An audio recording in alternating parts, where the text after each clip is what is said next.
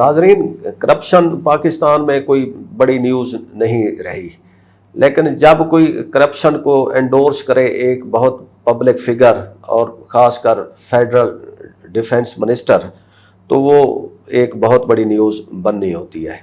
इसी तरह अगर एक minister on the floor of the house कहे कि जी पाकिस्तान के पायलट्स के लाइसेंसेस फेक हैं, तो उसके कॉन्सिक्वेंसेस हमने पिछले 4 साल में देखे, जिसकी वजह से हमारी एयरलाइन इंडस्ट्री बैठ गई। उस बयान के ऊपर अब गर्द पड़ चुकी है, हमारी एयरलाइन दोबारा से रिवाइव हो रही हैं।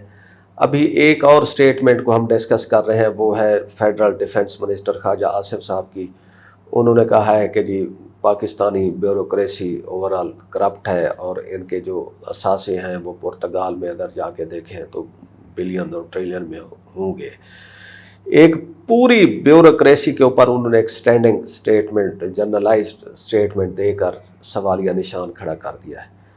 अब सवाल पैदा ये होता है कि जिस तरह हमारे एक मिनिस्टर की स्टेटमेंट की वजह से हमारे सारी एयरलाइन इंडस्ट्री ग्राउंडेड हो गई थी, तो इस स्टेटमेंट के क्या कॉन्सिक्वेंसेस हो सकते हैं, ख़ासकर जब हमारी गवर्नमेंट्स इन्हीं ब्यूरोक्रेट्स के थ्रू इंटरनेशनल फिनांस लेंडर्स के साथ ऑपरेट करती है, या गवर्नमेंट यही हमारे ब्यूरोक्रेट्स ही कनेक्ट कर रहे होते हैं।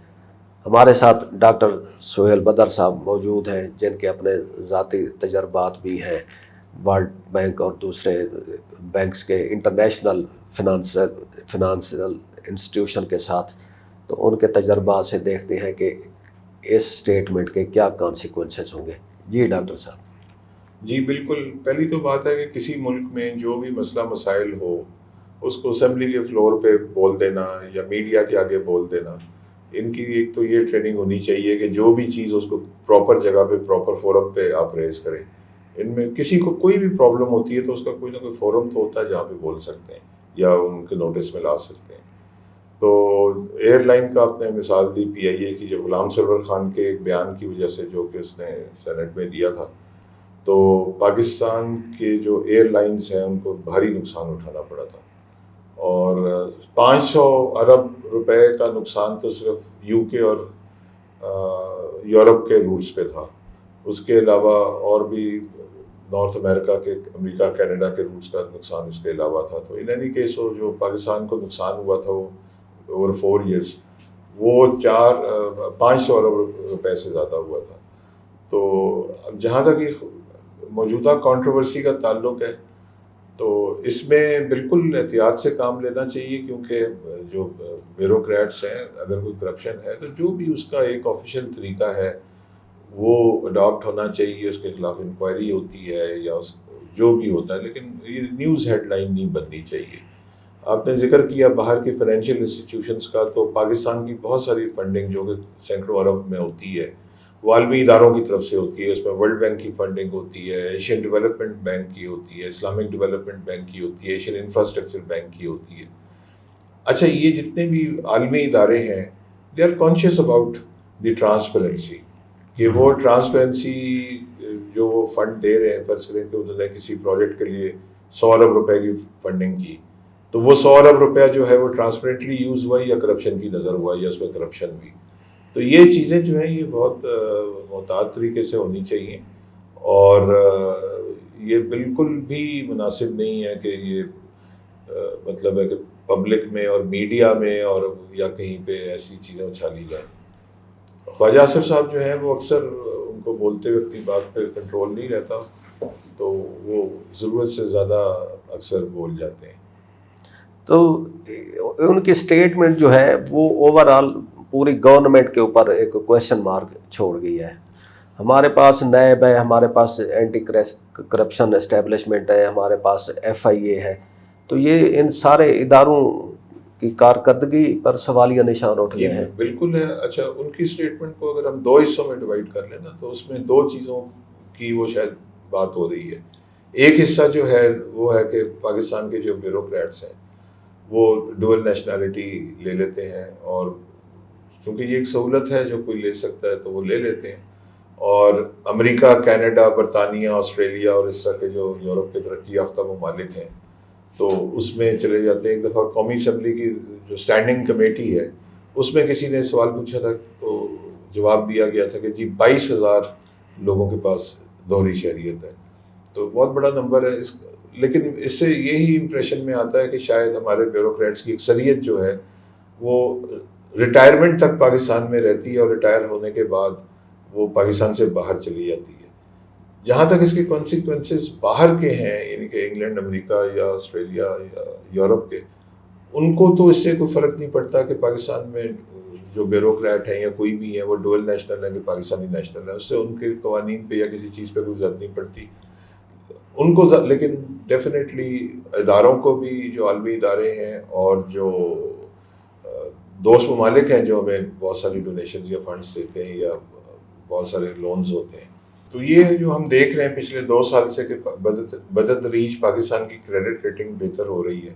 تو اس طرح کے بیانات سے اس عمل کو ظاہر ہے کہ نقصان پہنچتا ہے اور وہ پھر وہ ان کی جو بھی تحقیق ہے، ریسرچ ہے، وہ شروع ہو جاتی ہے.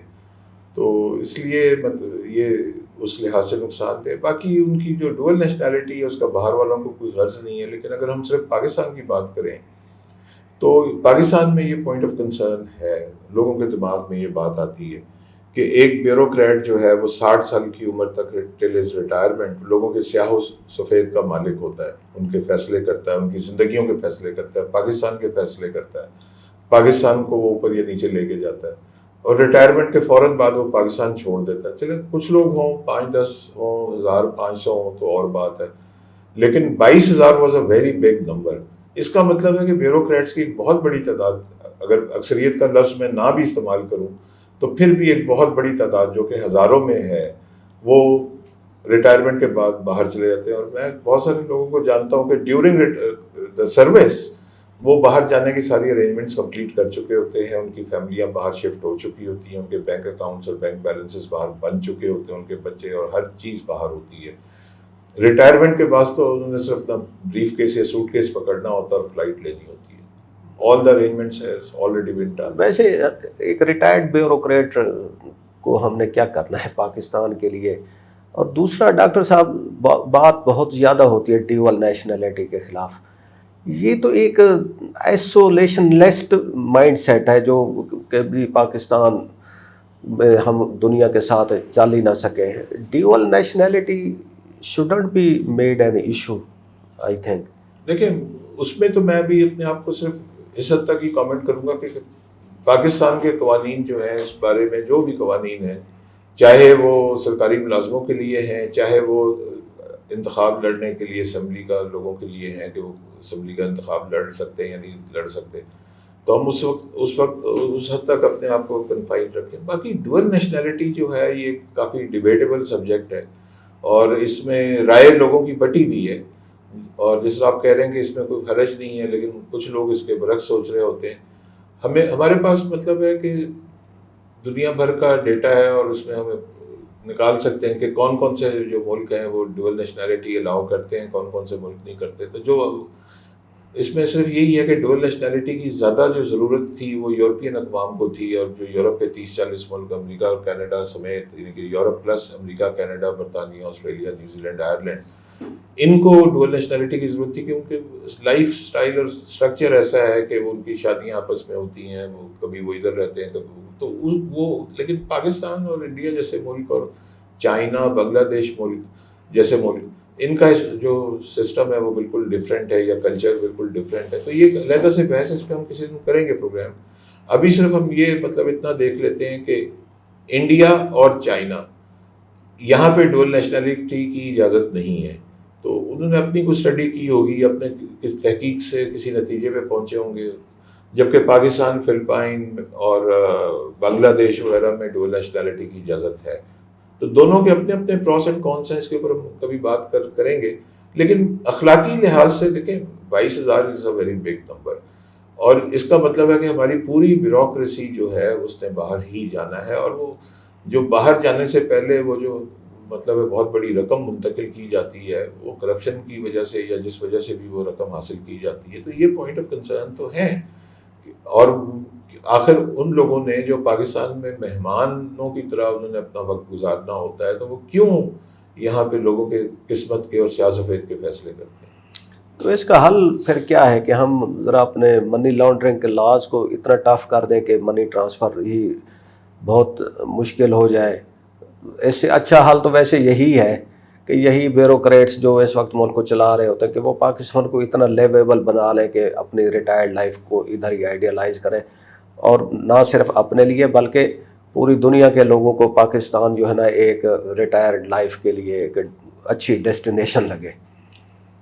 آپ یہ دیکھیے نا کہ پاکستان کا موازنہ آپ کسی بھی ملک سے کر لیں، چاہے انڈیا سے کر لیں، چائنا سے کر لیں، بنگلہ دیش سے کر لیں، میں اب نام لے رہا ہوں اپنے جیسے ملکوں کے جو ترقی یافتہ ممالک نہیں ہیں، تو جو ریشو ہے سرکاری ملازموں کی، بیوروکریٹس کی، ریٹائرمنٹ کے بعد اپنا ملک چھوڑ کے آلریڈی کسی ملک میں پورا بندوبست اور کے ساتھ شفٹ ہونے کی، وہ پاکستان کا کوئی مقابلہ ہی نہیں ہے۔ باقی ملکوں میں چند فیصد ہوگی، پاکستان میں یہ بہت زیادہ ہے۔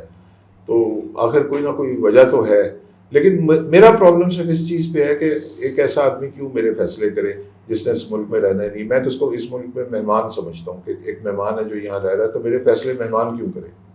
تو اس کا حل کیا ہے؟ اس کا قوانین آپ کے بننے چاہیے، اس پہ اوپن ڈبیٹ ہونی چاہیے اس کے ہر لیول پہ، اور پارلیمنٹ میں ہونی چاہیے، پبلک سطح پہ، تھنک ٹینکس کی سطح پہ۔ ہر چیز کے دو پہلو ہوتے ہیں، پروس اینڈ کونس ہوتے ہیں، اس کے بھی کوئی پروس اینڈ کونس ہوں گے، تو ان کے اوپر کھل کے بحث ہونی چاہیے، اور جو بھی ملک کے مفاد کے لیے بہتر چیز ہے اس کے قوانین بن جائیں، جب قوانین بن جائے تو اس کے اوپر سختی سے عمل درآمد ہو۔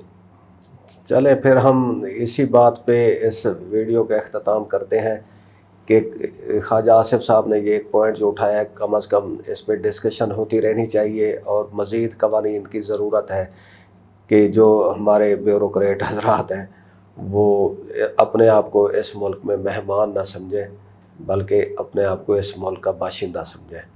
مہمان کے علاوہ اگر میں اس کو تھوڑا سا ایکسٹینڈ کروں تو اپنے آپ کو ایسا مہمان سمجھتے ہیں کہ اپنے سٹے کے دوران جتنا بھی وہ اس میں سے مال بنا سکتے ہیں بنا لیں۔ خدا حافظ۔